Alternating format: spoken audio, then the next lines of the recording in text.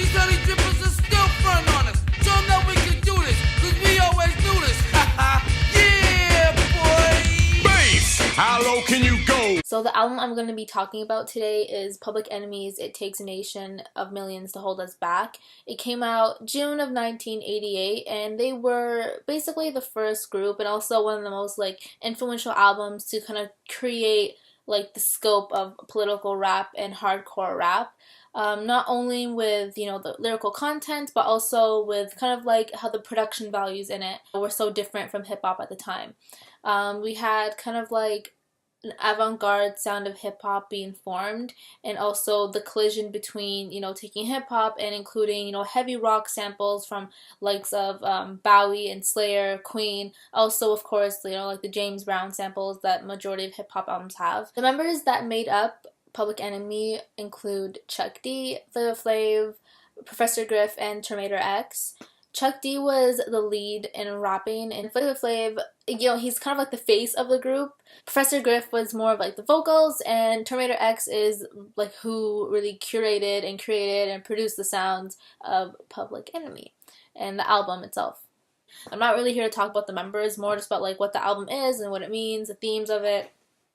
And yeah, so in Takes a Nation, there was a huge list of themes. Most of them revolved around black nationalism, self-empowerment, targeting white supremacy, the whole concept of who owns the music industry.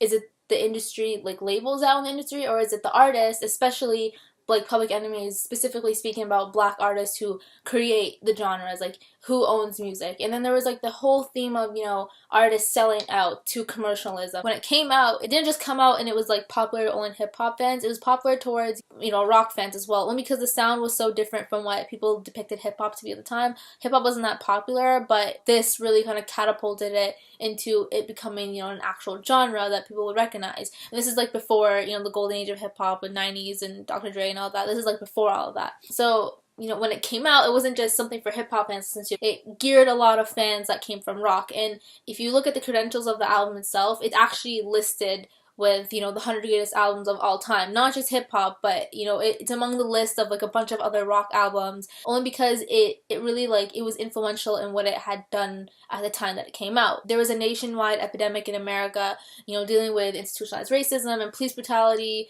racial profiling. So when this came out, it was really powerful. It gathered the media attention, it gathered people, it gathered rock fans and hip hop fans climbing together. It had white people reading up on Malcolm X and the majority of the themes within the album itself.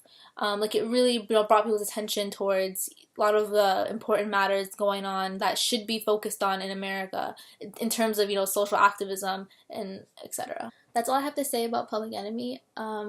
I could have said way more and explained in further detail, but I only had 3 minutes, so yeah, thanks for watching.